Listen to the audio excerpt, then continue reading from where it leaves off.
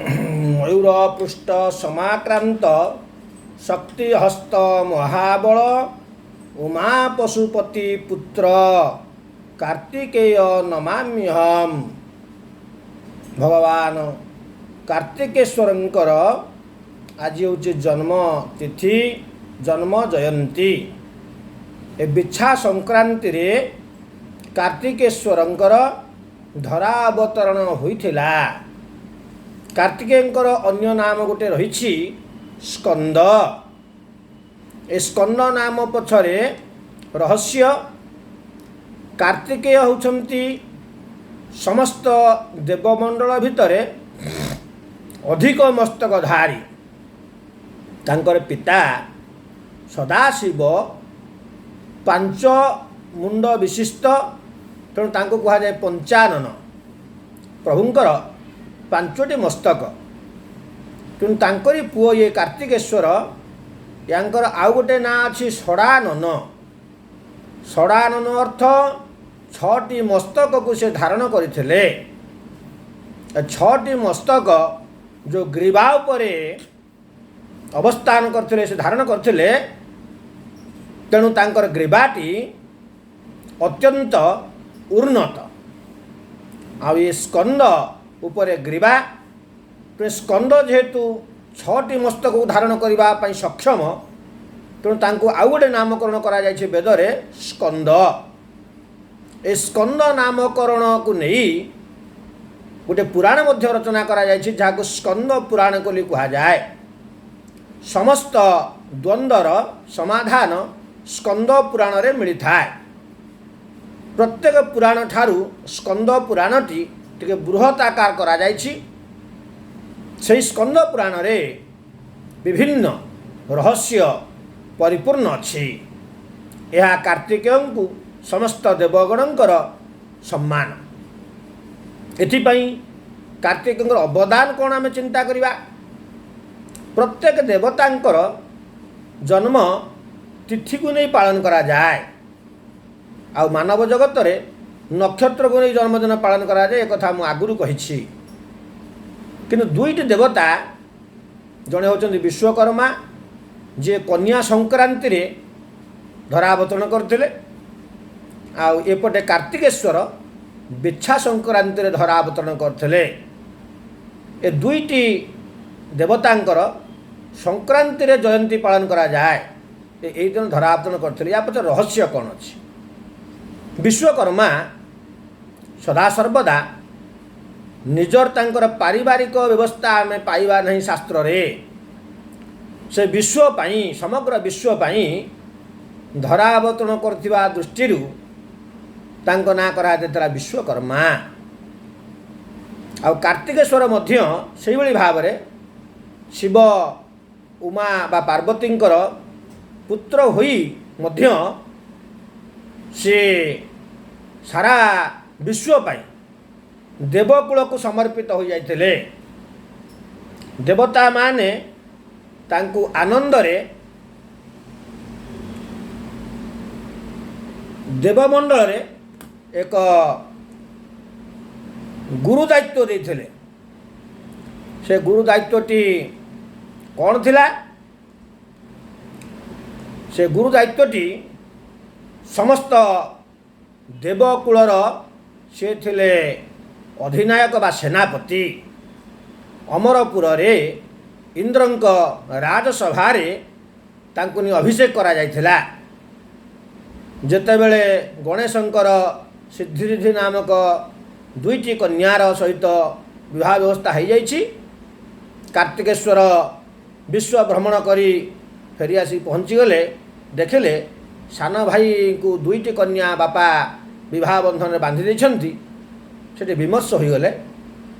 तांकर ए विमर्शता को देखी शिव पार्वती टिके अनुतप्त हेले, किंतु शर्त अनुजाई कथा थिला जहा सेही अनुसारे गणेश सहित सिद्धिरिधिंकर विवाह पद्धति हो जाइथिला। तेणु देवमंडल रे अमरपुर रे इंद्र एक कथा को जानिबा दृष्टिरु इंद्र आसी कार्तिकेश्वर नहीं जाइथिले। किंतु महिषासुर आ दुर्गांकर जो विशाल दीर्घ दिन धरी ଯୁଦ୍ଧ ଲାଗିଲା। ଏଇ ଯୁଦ୍ଧରେ ଇନ୍ଦ୍ର ଦେଖିଲେ କାର୍ତ୍ତିକେଶ୍ୱରଙ୍କର ଅବଦାନ ବହୁତ ଅଛି। ତେଣୁ ସେ କାର୍ତ୍ତିକେଶ୍ୱରଙ୍କୁ ନେଇ ଏ କୁମାର ପୂର୍ଣ୍ଣମୀ, ତାଙ୍କର ଅନ୍ୟ ଗୋଟେ ନା କୁମାର ମଧ୍ୟ, କାରଣ ସେ ଚିରକୁମାର ରହିଥିଲେ। ତେଣୁ ସେଦିନ ତାଙ୍କୁ ଦେବମଣ୍ଡଳରେ ନେଇ ସେନାପତି ପଦରେ ଅଭିଷିକ୍ତ କରାଇଥିଲେ। ସେଇଦିନଠାରୁ କାର୍ତ୍ତିକେଶ୍ୱର ଦେବମଣ୍ଡଳରେ ଅବସ୍ଥାନ କରେ, ଆଉ ମର୍ତ୍ତ୍ୟକୁ ଆସିଲେ ନାହିଁ।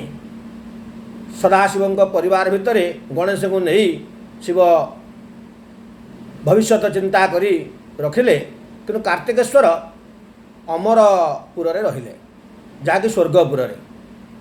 ତେଣୁ ଏଇ କାର୍ତ୍ତିକେଶ୍ୱର ଏ ବିଛା ସଂକ୍ରାନ୍ତି ଦିନ ଅପରାହ୍ନରେ ଧରାବତରଣ କରିଥିଲେ। ତାଙ୍କ ଜନ୍ମ ପଛରେ କିଛି ପୁରାଣକାରମାନେ ମତ ଦିଅନ୍ତି ଷଡ଼କନ୍ୟା ଋଷିକନ୍ୟାଙ୍କ ଠାରୁ ତାଙ୍କର ଜନ୍ମ ହୋଇଥିଲା।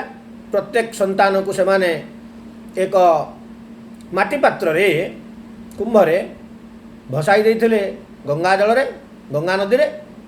ତାଙ୍କୁ ଉଦ୍ଧାର କରାଗଲା ପରେ 6ଟି ଶରୀର ମିଶି ଷଡ଼ାନନ ଦ୍ୱାଦଶ ହସ୍ତ ବୋଲି କିଛି ପ୍ରମାଣ ମିଳେ।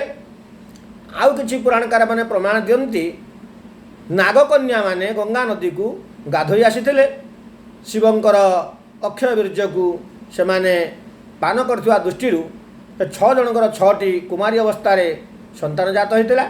ସେମାନେ ତାକୁ ଲୁଚେଇ ସେଇଭଳି ଏକ ମାଟି ପାତ୍ରରେ ଭର୍ତ୍ତି କରି ଗଙ୍ଗା ନଦୀରେ ଭସାଇ ଦେଇଥିଲେ। এই ନବଜାତ ଶିଶୁମାନଙ୍କର ଏକ ଜାଗାରେ ଏକ ପାତ୍ରରେ ସମୀକରଣ ଦୃଷ୍ଟିରୁ ସେ ମିଶ୍ରିତ ହୋଇ ଷଡ଼ାନନ ଭାବରେ ଉତ୍ପତ୍ତି ହୋଇଥିଲା। ସେ ଯାହା ବି ହେଉ, କିନ୍ତୁ ଆମେ କାର୍ତ୍ତିକ ମାହାତ୍ମ୍ୟକୁ ଯଦି ଆମେ ପଢ଼ିବା, ସେଥିରେ ପାଇବା ଯେ ତାଡ଼କାସୁରର ବଧ ନିମିତ୍ତ ବ୍ରହ୍ମା ବର ଦେଇଥିଲେ ତାଡ଼କାସୁରକୁ ଯେ ଶିବଙ୍କ ଔରସଜାତ ସନ୍ତାନ ହିଁ ମୋତେ ମାରିପାରିବ। ତାଡ଼କାସୁର ବର ମାଗିଥିଲା, ବ୍ରହ୍ମା ତାଙ୍କୁ ତଥାସ୍ତୁ କରିଥିଲେ। ତାଡ଼କାସୁର ଜାଣିଥିଲା ସଦାଶିବଙ୍କ ଔରସରୁ ସନ୍ତାନ କେବେ ସମ୍ଭବ ହେବ ନାହିଁ। କାହିଁକି ନା ପାର୍ବତୀଙ୍କର ଏ ଯେଉଁ ତପସ୍ୟା, ଏ ତପସ୍ୟାରେ ଶିବ ସନ୍ତୋଷ ହୋଇଥିଲେ ପାର୍ବତୀଙ୍କୁ ପତ୍ନୀର ମର୍ଯ୍ୟାଦା ଦେବା ପାଇଁ। କିନ୍ତୁ ଶିବ ସେଠି ଗୋଟେ ସର୍ତ୍ତ ରଖିଥିଲେ, ତୁମେ ଯଦି ମୋର ପତ୍ନୀ ହେବା ପାଇଁ ଚାହୁଁଛ, ଅର୍ଦ୍ଧାଙ୍ଗୀ ହେବା ପାଇଁ ଚାହୁଁଛ, ଏ କଠୋର ତପସ୍ୟାରୁ ତୁମେ ଅବସାନ ନିଅ, ମୁଁ କଥା ଦେଲି। କିନ୍ତୁ ଗୋଟେ ସର୍ତ୍ତ ରହିବ, ମୁଁ ଯେମିତି ସାରା ବିଶ୍ୱର ପିତା, ମୋର ସନ୍ତାନ ଚିନ୍ତା ନାହିଁ। ତେଣୁ ତୁମେ ସେଇଭଳି ଭାବରେ ଯଦି ମୋ ସହିତ ମନ ମିଳେଇବ, ତେବେ ନିଜସ୍ୱ ସନ୍ତାନ ଚିନ୍ତା ନ କରିବ, ତେବେ ତୁମେ ମୋର ଅର୍ଦ୍ଧାଙ୍ଗୀ ହୋଇପାରିବ। ପାର୍ବତୀଙ୍କର ଆଶା ଥିଲା ଯେ ମୁଁ ଆପଣଙ୍କର ଅର୍ଦ୍ଧାଙ୍ଗୀ ହେବାର ସୌଭାଗ୍ୟ ମୋତେ ମିଳୁ, ଜଗତ ମୋର ସନ୍ତାନ। ତୁମେ ଯେମିତି ଜଗତକୁ ସନ୍ତାନ ଭାବରେ ଭାବିଛ, ମୁଁ ବି ସେଇ ଭାବନାରେ ଅଛି। ତେଣୁ ଏ କଥାକୁ ଜାଣିଥିଲା ତାଡ଼କାସୁର। କିନ୍ତୁ ଦେବଙ୍କ ଭିତରେ ଯେତେବେଳେ ତାଡ଼କାସୁରର ବିଦ୍ରୂପ ବଢ଼ିଲା, ଦେବତାମାନେ କାମଦେବକୁ ପଠାଇ ଶିବଙ୍କୁ ତପସ୍ୟା ଭଗ୍ନ କଲେ ଏବଂ ଶିବଙ୍କ ମନରେ ପାର୍ବତୀଙ୍କ ପ୍ରତି ଆସକ୍ତି ଜାଗ୍ରତ କଲେ। ଯାହାଫଳରେ ଶିବଙ୍କର ତୃତୀୟ ନେତ୍ର ଖୋଲିବା ଦ୍ୱାରା କାମଦେବ ଅଗ୍ନିନେତ୍ର ଦଗ୍ଧୀଭୂତ ହୋଇଥିଲେ। ଶିବ ପାର୍ବତୀଙ୍କର ମିଳନର ସମୟ ଆସିଥିଲା, କିନ୍ତୁ ଏଥିରେ ଶିବ ଏଭଳି ବ୍ରହ୍ମଚାରୀ ଥିଲେ, ଏଭଳି ଭାବରେ ସେ ନିଜର ବ୍ରହ୍ମକୁ ନିଜ ଆୟତ୍ତ ରଖିଥିଲେ, ଏହା ସମ୍ଭବ ହୋଇପାରିଲା ନାହିଁ। ସେପଟେ ନାରଦ ଦେବସଭାରେ କଥା ପକାଇଲେ, ଯଦି ସଦାଶିବ ଜଗତ ପିତା ତାଙ୍କର ଅକ୍ଷୟ ବୀର୍ଯ୍ୟକୁ ପାର୍ବତୀଙ୍କର ଗର୍ଭରେ ସ୍ଥାପନ କରାଯାଏ, ଆଦିଶକ୍ତି, ତେଣୁ ଉଭୟଙ୍କର ମିଳନରେ ଯେଉଁ ସନ୍ତାନ ସୃଷ୍ଟି ହେବ, ଏ ବିଶ୍ୱରେ ନିଶ୍ଚିତ ଭାବରେ ଏକ ଅଦ୍ୱିତୀୟ ବ୍ୟବସ୍ଥା ରହିବ, ଯାହାର କି ଅବସାନ ସମ୍ଭବ ନୁହେଁ। ତେଣୁ ଦେବତାମାନଙ୍କ ମଧ୍ୟରେ ବିଷ୍ଣୁ ଏବଂ ବ୍ରହ୍ମା ତାଙ୍କର ମିଳନ ସମୟରେ ଆସି ନିୟମ ବିରୁଦ୍ଧ କାମ କରିଥିଲେ। ଶିବଙ୍କୁ ଦର୍ଶନ ପାଇବା ପାଇଁ ଆଶା କରିଥିଲେ କୈଳାସପୁରରେ। ଏଥିରେ ପାର୍ବତୀ ଅସନ୍ତୋଷ ହୋଇଥିଲେ। ଅସନ୍ତୋଷ ହୋଇ ତାଙ୍କୁ ଅଭିଶାପ ଦେଇଥିଲେ, ଯାହାଫଳରେ ବିଷ୍ଣୁ ହୋଇଥିଲେ ଅଶ୍ୱସ୍ଥ ବୃକ୍ଷ, ବ୍ରହ୍ମା ହୋଇଥିଲେ ପଳାଶ ବୃକ୍ଷ, ଶିବ ହୋଇଥିଲେ ବଟ ବୃକ୍ଷ। ଦେବତାମାନେ ଆସି ଅନୁରୋଧ କରିବାରୁ ପାର୍ବତୀ ଏଇଥିରେ ଦେବତାଙ୍କ ସ୍ତୁତିରେ ସନ୍ତୁଷ୍ଟ ହୋଇ ଅଭିଶାପର ଫଳକୁ ପରିବର୍ତ୍ତନ କରିଥିଲେ। ଏ ବିଶ୍ୱରେ ବଟ ଅଶ୍ୱସ୍ଥ ଏବଂ ପଳାଶ ଏ ବୃକ୍ଷ ଏ ତିନି ଦେବତାଙ୍କର ସନ୍ତକ ହିସାବରେ ପ୍ରତିଷ୍ଠିତ ହେଉ, ଏହା ଦେବାର୍ଚ୍ଚନ କାମରେ ଲାଗୁ। ତାପରେ ଶିବଙ୍କର ବ୍ରହ୍ମକୁ ଗଙ୍ଗା ନଦୀରେ ଭସାଇ ଯାଇଥିଲା, ଯାହାକୁ ନାଗକନ୍ୟାମାନେ ହେଉ ବା ଋଷିକନ୍ୟାମାନେ ହେଉ ଯେଉଁ ପ୍ରକାରରେ ପାଇବା ଦ୍ୱାରା ସେମାନେ କୁମାରୀତ୍ୱ ଥିଲେ, ତେଣୁ ସନ୍ତାନକୁ ପ୍ରସବ କଲେ ସାମାଜିକ ବାଛନ୍ଦ ହେବେ। ତେଣୁ ସେମାନେ ଏହି ପ୍ରକାର ବ୍ୟବସ୍ଥା ଭିତରେ ଆକୁ ଏକ ମାଟି ପାତ୍ରରେ ଭର୍ତ୍ତି କରି ନବଜାତ ସନ୍ତାନମାନଙ୍କୁ ଗଙ୍ଗା ନଦୀରେ ଭସାଇ ଦେଇଥିଲେ। ଏ ହେଉଛି ପୁରାଣର କଥା। କିନ୍ତୁ ଆ ଭିତରେ ଆମେ ଟିକେ ବିଚାର କରିବା, ଏହା ସମ୍ଭବ ହେଲା କିପରି? ଏ ତ ଅସମ୍ଭବ, ସମ୍ଭବ ହେଲା କିପରି? କିନ୍ତୁ ଏତିକି ମାତ୍ର କୁହାଯାଇପାରେ ଯେ ଶିବଙ୍କର ଯେଉଁ ଅକ୍ଷୟ ବୀର୍ଯ୍ୟ, ଏ ଅକ୍ଷୟ ବୀର୍ଯ୍ୟ ସନ୍ତାନ ସୃଷ୍ଟି ହେବା ପାଇଁ କୌଣସି ଆଧାରର ଆବଶ୍ୟକତା ନାହିଁ, ଅର୍ଥ କେହି ଏହାକୁ ଧାରଣ କରିବା ନାହିଁ। ସେ ସ୍ୱତଃପ୍ରବୃତ୍ତ ନିଜେ ନିଜେ ବିକଶିତ ହେବେ ପୂର୍ଣ୍ଣ ଶରୀର ଧାରଣ କରି। କାରଣ ଟିକେ ପୂର୍ବକୁ ପଳେଇଯିବା, ଗଣେଶ ପାର୍ବତୀଙ୍କ ସନ୍ତାନ ବୋଲି ଜଗତ ଜାଣେ, କିନ୍ତୁ ଏହା ପାର୍ବତୀଙ୍କର ଜନ୍ମିତ ସନ୍ତାନ ନୁହେଁ। କିଛି କିଛି ପୁରାଣକାରମାନେ କୁହନ୍ତି ଏ ଦେବୀଙ୍କର ମାନସ ପୁତ୍ର ବୋଲି। ଆଉ କିଛି କିଛି ପୁରାଣମାନେ ବର୍ଣ୍ଣନା କରନ୍ତି ପାର୍ବତୀ ଗଙ୍ଗା ନଦୀରେ ସ୍ନାନ କରିବା ପାଇଁ ନିଜ ଶରୀରରେ ସ୍ତ୍ରୀ ଲୋକମାନେ ଯେମିତି ପ୍ରସାଧନ ଦ୍ରବ୍ୟ ମାରନ୍ତି, ହଳଦୀ ଅଁଳା ଏହି ପ୍ରକାର ଦ୍ରବ୍ୟ, ସେହି ଦ୍ରବ୍ୟ ଲଗେଇକି ପାର୍ବତୀ ତାର ମଳୁଖ ବାହାର କରୁଥିଲେ, ମଳିନତା ବାହାର କରି ତାକୁ ଏକତ୍ରିତ କରିବାରୁ ତା ଭିତରୁ ଗଣେଶଙ୍କର ଉତ୍ପତ୍ତି ହୋଇଥିଲା। କିନ୍ତୁ ଆଉ ଶିବପୁରାଣ ମଧ୍ୟ ପ୍ରମାଣ ଦିଅନ୍ତି ଯେ ଯେତେବେଳେ ଶୀତଳ ଷଷ୍ଠୀରେ ବିବାହ ପର୍ବ ସରିଗଲା, ଶିବ କୈଳାସପୁରକୁ ଆସିଲେ, ପାର୍ବତୀଙ୍କୁ ଗୁମ୍ଫା ମଧ୍ୟରେ ସ୍ଥାପନ କରିଦେଇ କହିଲେ, ଏ ପାର୍ବତୀ ତୁମେ ଏଇଠି ରୁହ, ତୁମ ଦାୟିତ୍ୱରେ ନନ୍ଦୀ ଭୃନ୍ଦି ବୃଷଭ ଇତ୍ୟାଦି ଜଗିଛନ୍ତି, ଆଉ ମୁଁ ଯାଉଛି ହିମାଳୟ କୈଳାସପୁରକୁ ତପସ୍ୟାରେ ମଗ୍ନ ହେବି। ଏହି ତପସ୍ୟାରେ ମଗ୍ନ ହେବା ବେଳେ ପାର୍ବତୀ ଆପତ୍ତି କରିଥିଲେ ଯେ ମୋ ପାଖରେ ତୁମର ସନ୍ତକ କିଛି ଦେଇକି ଯାଅ, ଯାହାକୁ ମୁଁ ପାଖରେ ରଖି ଅନୁଭବ କରିବି ଯେ ମୋ ପତିଙ୍କର ଅଂଶ ମୋ ପାଖରେ ରହିଛି। ତେଣୁ ସେଇଠି ଗୋଟେ ମାଟିର ପିଣ୍ଡୁଳା କରି ଶିବ ଧରାଇ ଦେଇଥିଲେ ପାର୍ବତୀଙ୍କ ହସ୍ତରେ, ତୁମେ ଏହାକୁ ପାଖରେ ରଖ, ତୁମର ଆବଶ୍ୟକତା ବେଳେ ତୁମେ ଏହାକୁ କାର୍ଯ୍ୟରେ ଲଗାଇବ, ଇଏ ତୁମର ସୁରକ୍ଷା ଦାୟିତ୍ୱ ନେବ। ପାର୍ବତୀ ବୁଝିପାରିନଥିଲେ। ଯେତେବେଳେ ପାର୍ବତୀ ଶିବଙ୍କର ଆସିବାର ବହୁ ଦିନ ବିତିଗଲା, ନ ଫେରିଲେ, ସେତେବେଳେ ପାର୍ବତୀ ଚିନ୍ତା କଲେ ମୁଁ ପୁନରବି ତପସ୍ୟାରେ ବସିବି, ତାଙ୍କୁ କୈଳାସପୁରରୁ ଏ ଗୁମ୍ଫା ଭିତରକୁ ଆବାହନ କରିବି, ତେବେ ମୋର ତପସ୍ୟା ଭଙ୍ଗ ନ ହେବ ଯେମିତି ଗୋଟେ ସୁରକ୍ଷା କବଚ ମୋର ଦରକାର। ସେଥିପାଇଁ ସେଇ ମାଟି ପିଣ୍ଡୁଳାକୁ ଧରି ପୁତ୍ର କାମନା କରିଥିଲେ, ଯାହା ଭିତରୁ ବିନାୟକଙ୍କର ଉତ୍ପତ୍ତି ହୋଇଥିଲା। ସେ ବିନାୟକକୁ ଦ୍ୱାରେ ବସାଇ ଦେଇଥିଲେ, ଏକ ଅକ୍ଷୟ ଭୋକ ଲଡ଼ୁ ଶୋଷ ଲଡ଼ୁ ଧରି ଦେଇଥିଲେ, ଯାହାକୁ ମୋଦକ ଲଡ଼ୁ ଧରି ବସାଇ ଦେଇଥିଲେ। ସେ ଜଗି ରହିଥିଲେ ମାଆଙ୍କ ତପସ୍ୟାରେ ବିଘ୍ନ ନ ହେବ। ଏ କଥା ତ ଆପଣମାନେ ଜାଣିଛନ୍ତି। ତାପରେ ଶିବ ଆସିଲେ, ଶିବ ଆସିକରି ଦ୍ୱାର ପ୍ରବେଶ କରିବା ପାଇଁ ଚେଷ୍ଟା କଲେ, ଯେତେବେଳେ ଏ ବିନାୟକ ଶିଶୁ ତାଙ୍କୁ ଦ୍ୱାର ଛାଡ଼ି ନଥିଲେ, ଯାହାକି ଶିବ ପାର୍ବତୀ ଶିବ ଗଣେଶଙ୍କ ଭିତରେ ବା ବିନାୟକ ଭିତରେ ଯୁଦ୍ଧ ଲାଗିଥିଲା, ଶିରଚ୍ଛେଦ ହୋଇଥିଲା। ଏ ତ ସବୁ ଅଲଗା କଥା। ସେ ଯାହା ବି ହେଉ, ଶିବ ପାର୍ବତୀଙ୍କର ମିଶ୍ରଣରେ ପାର୍ବତୀଙ୍କ ଗର୍ଭରୁ ସାତ ସନ୍ତାନ କୌଣସି ପୁରାଣକାରମାନେ ବର୍ଣ୍ଣନା ଦେଇନାହାନ୍ତି। ତେଣୁ ଏ ଶିବଙ୍କର ଏ ଅକ୍ଷୟ ବୀର୍ଯ୍ୟ ସ୍ୱତଃପ୍ରବୃତ୍ତ କାର୍ତ୍ତିକ ଭାବରେ ଆସି ପହଞ୍ଚିଥିଲେ। କିନ୍ତୁ ଏଠି ଷଡ଼ା ନନ ବା 6ଟି ମୁଣ୍ଡ, ଆକୁ ଆମେ ଚିନ୍ତା କରିବା। ରାବଣ ସେମିତି 10 ମୁଣ୍ଡ ବିଷୟରେ ମୁଁ ଆଲୋଚନା କରିଥିଲି। ରାବଣର ଆକ୍ଚୁଆଲି 10 ମୁଣ୍ଡ ନଥିଲା, ଗୋଟିଏ ମସ୍ତକ ଧାରଣ କରି ସେ ଜନ୍ମ ହୋଇଥିଲା। ବାରମ୍ବାର ମସ୍ତକ ଛେଦନ କରି ଅଗ୍ନିକୁଣ୍ଡରେ ଦେଇ ବ୍ରହ୍ମାଙ୍କୁ ତପସ୍ୟା କରିବା ଫଳରେ ବ୍ରହ୍ମା ବାରମ୍ବାର ଆସି ସର୍ବଶେଷରେ 10ଟି ମୁଣ୍ଡର ବିସର୍ଜିତ ମୁଣ୍ଡକୁ ସ୍ଥାପନ କରି ତାକୁ ଦଶାରଣ କରିଥିଲେ। ଆବଶ୍ୟକ ସ୍ଥଳେ ସେ 10ଟି ମୁଣ୍ଡକୁ ଚିନ୍ତା କଲେ ତା ଗ୍ରୀବାରେ 10ଟି ମସ୍ତକ ଲାଗିଯାଉଥିଲା।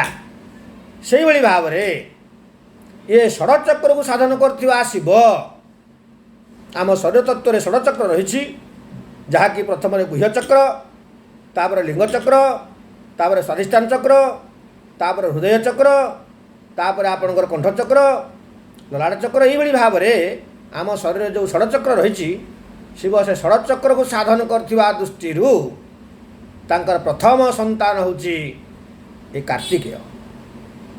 ତେଣୁ କାର୍ତ୍ତିକେୟ ଜନ୍ମରୁ ଷଡ଼ଚକ୍ର ସାଧନରେ ଲିପ୍ତ ଥିଲେ। ତେଣୁ ସିଏ ନିଜ ଭିତରେ କୁମାରତ୍ୱକୁ ସଦାସର୍ବଦା ବଞ୍ଚେଇ ରଖିଥିବା ଦୃଷ୍ଟିରୁ ତାଙ୍କୁ କୁମାର ବୋଲି କୁହାଯାଏ। କାର୍ତ୍ତିକେୟଙ୍କର ଅନ୍ୟ ନାମ ଗୋଟେ କୁମାର ଅଛି। ତେଣୁ ଆଜି ସେହି ଭଗବାନ କାର୍ତ୍ତିକେଶ୍ୱରଙ୍କର ବିଭିନ୍ନ ସ୍ଥାନରେ ପୂଜା ଅର୍ଚ୍ଚନାର ବ୍ୟବସ୍ଥା ଅଛି। ପୂଜା କରାଯାଏ, ଜନ୍ମଦିନ ପାଳନ କରାଯାଏ। ଶୈବ ମନ୍ଦିରମାନଙ୍କରେ କାର୍ତ୍ତିକେଶ୍ୱରଙ୍କ ମଧ୍ୟ ଆଜିର ବିଶିଷ୍ଟ ପୂଜା ଦିଆଯାଏ। ତେଣୁ ସେ କାର୍ତ୍ତିକେଶ୍ୱର ଭଗବାନ ସମସ୍ତଙ୍କ ଭିତରେ ଏ ଷଡ଼ଚକ୍ର ସାଧନର ମାର୍ଗ ସୃଷ୍ଟି କରନ୍ତୁ। ଷଡ଼ଚକ୍ର ବିଷୟରେ ସମସ୍ତଙ୍କ ଭିତରେ ଧ୍ୟାନ ଧାରଣା ଆଣନ୍ତୁ। ଏତିକି ଆଲୋଚନା କରି କାର୍ତ୍ତିକେୟଙ୍କ ପଦାରବିନ୍ଦରେ ଶତକୋଟି ପ୍ରଣାମ ଜଣାଇ ଆଜିର ଏ କାର୍ତ୍ତିକେଶ୍ୱର ଉପାଖ୍ୟାନକୁ ଏଇଠି ଆମେ ରଖିବା। ପରେ ଏ ଚକ୍ର ସମ୍ବନ୍ଧୀୟ ଆଲୋଚନା ଗୁଡ଼ିକ ଷଡ଼ଚକ୍ର ବିଷୟରେ ଯାହା ରହସ୍ୟ ରହିଛି, କେଉଁ ଚକ୍ରରେ କେଉଁ ଦେବାଦେବୀ କିଭଳି ଭାବରେ ପ୍ରତିଷ୍ଠିତ ଅଛନ୍ତି ଆମ ଶରୀର ଭିତରେ ଆମେ ଚିନ୍ତା କରିବା। ସେ ବିଷୟରେ ଆମେ ଆଲୋଚନା କରିବା, ଏକ ଆଲୋଚନା ଚକ୍ର ରଖିବା। ଆଜି ସେହି କାର୍ତ୍ତିକେଶ୍ୱରଙ୍କ ଚରଣାରବିନ୍ଦରେ ଶତକୋଟି ପ୍ରଣାମ ଜଣାଇ ଆଜିର ଆଲୋଚନାକୁ ସାଙ୍ଗ କରିବା।